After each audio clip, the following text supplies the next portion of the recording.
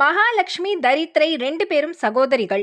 லக்ஷ்மி செல்வத்தின் கடவுள்னா தரித்திரை ஏழ்மையின் கடவுள். 2 பேரும் வெவ்வேறு குணம் கொண்டவங்க. லக்ஷ்மி சுறுசுறுப்பானவங்க, தரித்திரை சோம்பேறி. லக்ஷ்மியின் சிறப்பான நற்குணங்களை வச்சு விஷ்ணு அவங்கள கல்யாணம் பண்ணிக்கிட்டாங்க. அதே போல் தரித்திரையை யாருக்காவது கல்யாணம் செஞ்சு வைக்க ஏற்பாடு செய்ய சோம்பேறி தரித்திரையை யாரு கல்யாணம் பண்ணிக்குவாங்க? ஒரு முனிவருக்கு கல்யாணம் செஞ்சு வச்சா பிரச்சனை இருக்காதுன்னு லக்ஷ்மி நினைக்கிறாங்க. காரணம், முனிவரை சுத்தி சிஷ்யர்கள் இருந்து அவருக்கு வேலை செஞ்சு கொடுப்பாங்க.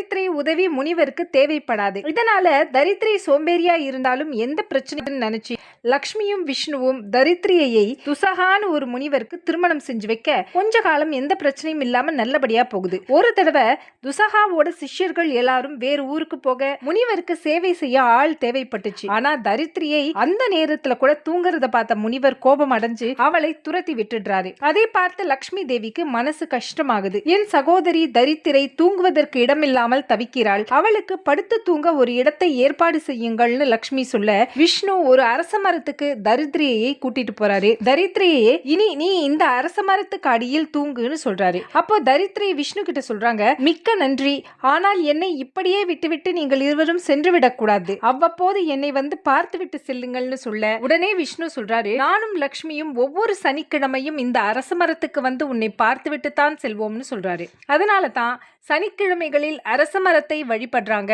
சனிக்கிழமைகளில் அரச மரத்தை வழிபட விஷ்ணு மற்றும் மகாலட்சுமியின் அருள் கிடைக்கும்னு சொல்றாங்க.